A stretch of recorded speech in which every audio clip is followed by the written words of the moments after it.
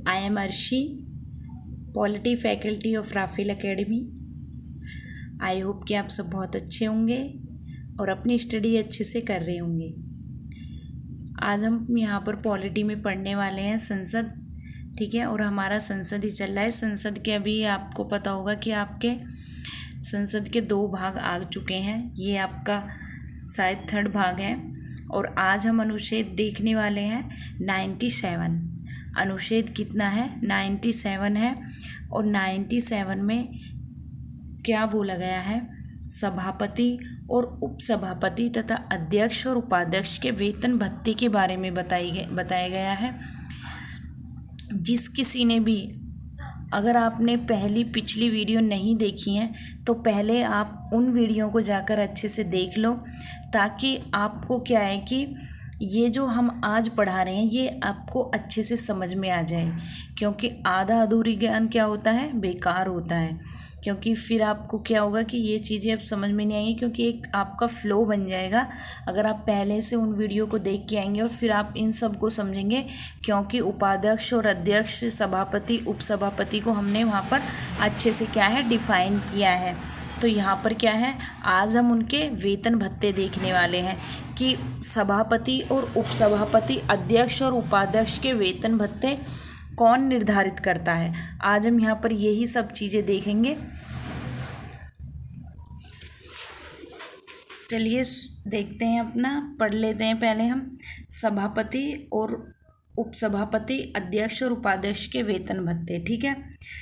तो क्या है कि संसद क्या है? संसद क्या है कि दोनों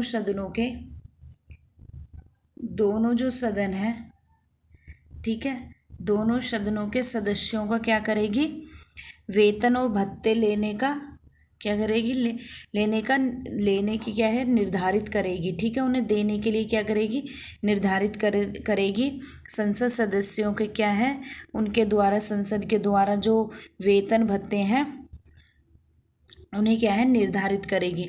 अगर हम बात करें संविधान की तो क्या है कि संविधान में वैसे तो मतलब कहीं भी पेंशन का कोई प्रावधान नहीं किया गया है, ठीक है। संविधान की बात करें तो संविधान में क्या है कि संविधान में कहीं पर भी वेतन भत्ते या फिर पेंशन का कोई भी प्रावधान नहीं किया है। लेकिन क्या है कि संसद ही अपने सदस्यों को क्या करती है? पेंशन देती है, ठीक है। कौन देती है? संसद ही निर्धारित करती है और संसद ही क्या करती है?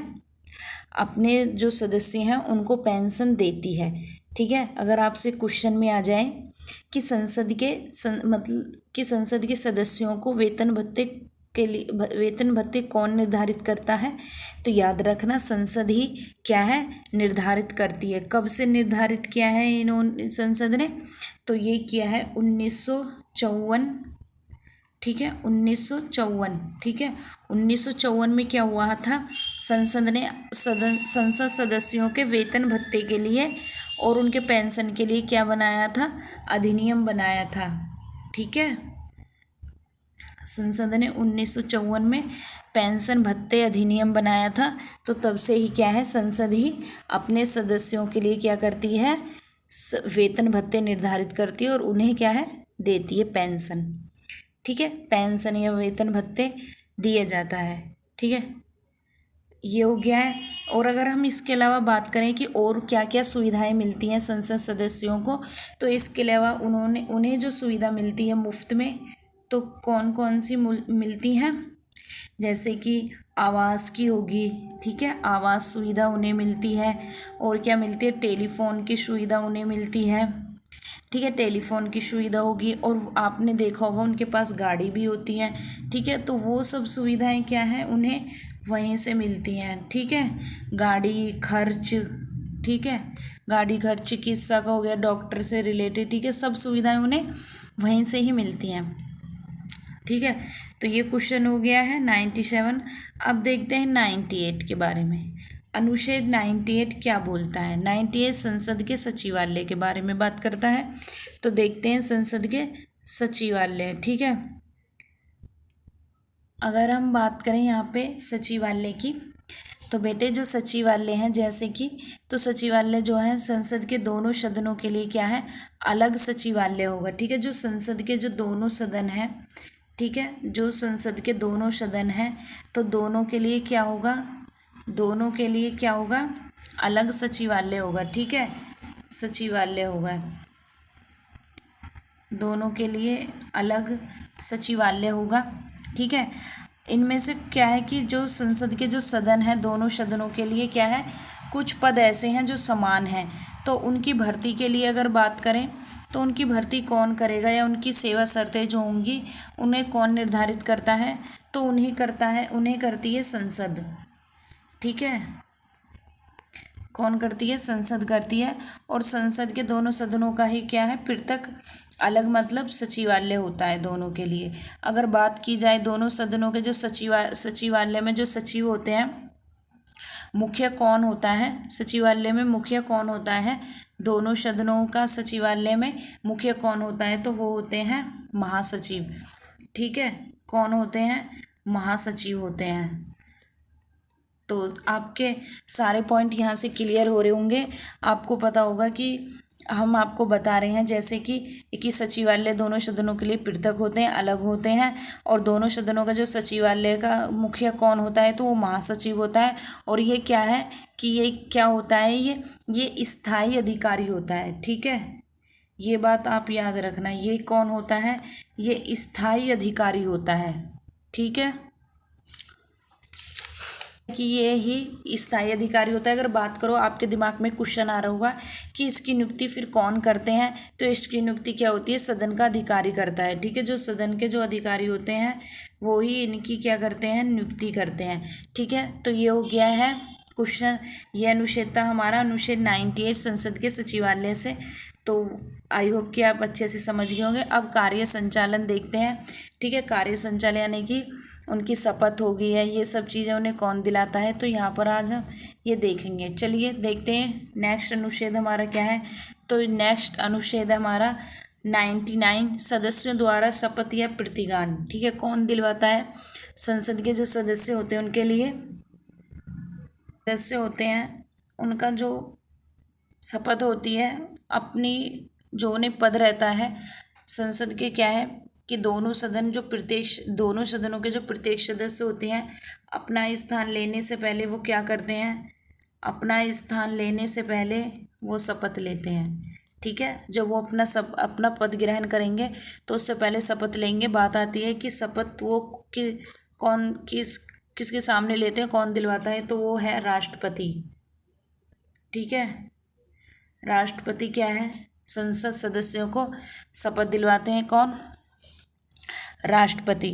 ठीक है, ग्रहण करने से पहले राष्ट्रपति, या फिर अगर राष्ट्रपति नहीं है तो आप सोचोगे, आपके मन में क्वेश्चन उठ रहा होगा कि अगर राष्ट्रपति बाय द वे ना हो तो फिर उन्हें शपथ कौन दिलवाएगा। तो अगर राष्ट्रपति नहीं है तो राष्ट्रपति जिस भी महोदय को, व्यक्ति को नियुक्त करेंगे, फिर वो ही शख्स क्या होगा, वो ही वहाँ पर क्या होगा, शपथ दिलाएगा, प्रतिज्ञान करेगा, और उस पर क्या है, अपने हस्ताक्षर करेगा। ठीक है, तो ये हो गया है हमारा अनुच्छेद 99, सदस्यों द्वारा शपथ या प्रतिज्ञान। तो कौन दिलवाते हैं, राष्ट्रपति। अगर आपसे पूछा जाए क्वेश्चन में, अगर आपसे आ जाए कि संसद सदस्यों को शपथ या प्रतिज्ञान कौन दिलवाता है, तो राष्ट्रपति होते हैं। अगर आ जाए कंफ्यूज के लिए आपसे कि अगर राष्ट्रपति नहीं है तो कौन दिलवाएगा, तो जिसको भी राष्ट्रपति नियुक्त करेंगे अपनी जगह पर, क्या फिर वो ही क्या होगा, वो ही शपथ या प्रतिज्ञान करेगा और अपने हस्ताक्षर करेगा। अब आ जाते हैं अनुच्छेद 100। अनुच्छेद 100 में क्या है, सदनों में मतदान रिक्तियों के होते हुए भी सदनों की कार्य करने की शक्ति और गणपूर्ति। यहाँ पर सबसे पहले मैं आपको ये शब्द समझाऊंगी, गणपूर्ति। ये शब्द आया है कि गणपूर्ति क्या होता है। ठीक है, तो गणपूर्ति हम शब्द को यहाँ पे समझेंगे कि गणपूर्ति जो शब्द है वो क्या होता है। पूर्ति तो कहते हैं, लेकिन इसका एक और भी नाम है, बच्चे, इसका इसे कोरम भी बोल देते हैं। ठीक है, वैसे तो मैं आपको बताऊं कोरम या गणपूर्ति क्या है, सदस्यों का क्या होता है, सबसे न्यूनतम संख्या होती है, सबसे कम संख्या होती है। ठीक है, जितने भी सदस्य उपस्थित हैं सदन का जो कार्य संपादित करते हैं, ठीक है, तो प्रत्येक सदन में क्या होता है कि एक पीठासीन अधिकारी होता है, आपको पता होगा।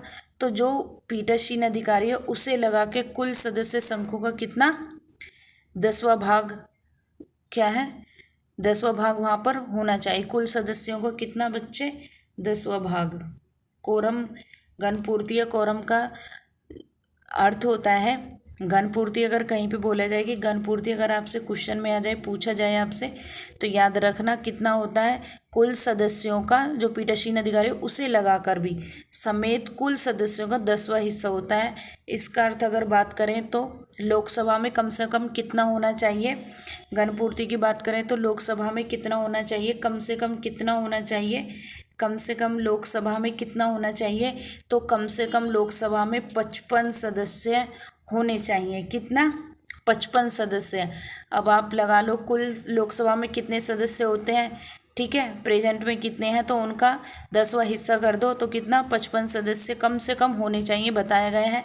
और राज्यसभा में बात करें कि राज्यसभा में कितने होने चाहिए, तो राज्यसभा की अगर बात करें तो राज्यसभा में कम से कम 25 सदस्य होने चाहिए। कितना, 25 सदस्य होने चाहिए। तो घनपूर्ति या कोरम, ठीक है, समझ गए होंगे ये शब्द आप, आई होप अच्छे से।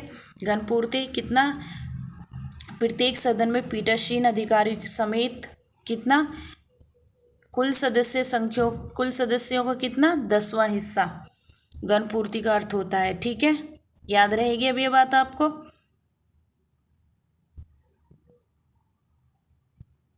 चीज़ आपको याद रहेगी। अगर आप अभी भी आपके मन में एक क्वेश्चन आ रहा होगा कि मानो अगर संसद के दोनों सदस्यों में, ठीक है, घनपूर्ति सदस्य नहीं बैठ रहे, यानी कि कुल सदस्यों का कितना, 10वां हिस्सा नहीं है, 10वां हिस्सा नहीं है, तो क्या होगा कि मतलब कोरम जो होगा पूरा नहीं है, तो सदन का संचालन होगा या नहीं होगा। ठीक है, तो क्या है कि यदि अगर सदस्य कोरम तक भी, जितना कोरम की बताई गई संख्या कितना, 55 सदस्य लोकसभा में, 25 सदस्य राज्यसभा में, अगर इतना भी नहीं बन पा रहा है तो क्या होगा कि सदन का संचालन के समय कोरम पूरा नहीं होता है। तो ये किसका अधिकार है, ये अध्यक्ष का, लोकसभा के जो अध्यक्ष होते हैं उनका, और जो सभा अध्यक्ष और जो राज्यसभा के सभापति होते हैं उनका यह दायित्व बनता है कि सदन को या तो वो स्थगित कर दें या फिर क्या है, कोरम आने तक कोई भी कार्य ना करें। ठीक है, अगर कोरम पूरा नहीं है तो या तो वे चाहें तो सदन को स्थगित कर दें या फिर घनपूर्ति या कोरम होने तक का है क्या है, कोई कार्य संचालन ना करें। ठीक है, तो आई होप कि अच्छे से समझ गए होंगे आप घनपूर्ति का अर्थ। क्योंकि घनपूर्ति जो है ये शब्द आया था कोरम, तो मैंने सोचा कि आपको अच्छे से डिफाइन करना चाहिए, क्योंकि पॉलिटी या फिर कोई भी सब्जेक्ट हो, अगर शब्दावली जो होती हैं अगर वही हमारी अच्छे से क्लियर नहीं होती हैं तो कोई भी चीज़ हमें अच्छे से समझ में नहीं आती है। तो ये पॉइंट यहाँ पे ये शब्द था घनपूर्ति, तो घनपूर्ति का हिस्सा आपको बता दिया है कितना, 10वां हिस्सा होना चाहिए दोनों सदनों का पीठासीन अधिकारी लगाकर। ठीक है, 10वां हिस्सा, अगर 10वां हिस्सा नहीं है तो क्या है कि जो लोकसभा अध्यक्ष होते हैं या फिर सभापति होते हैं उनका यह दायित्व बनता है कि या तो फिर वे सदन को क्या है कि स्थगित कर दें या फिर कोरम पूरा होने तक क्या है, कार्य का संचालन ना करें। ठीक है, समझ गए हो गया हो आप अच्छे से। तो नेक्स्ट हमारा है डिस्क्वालिफिकेशन ऑफ मेंबर्स। ठीक है, ये यहाँ पर है ऑफ, क्या है ये, ऑफ है, ये ऑफ। ठीक है,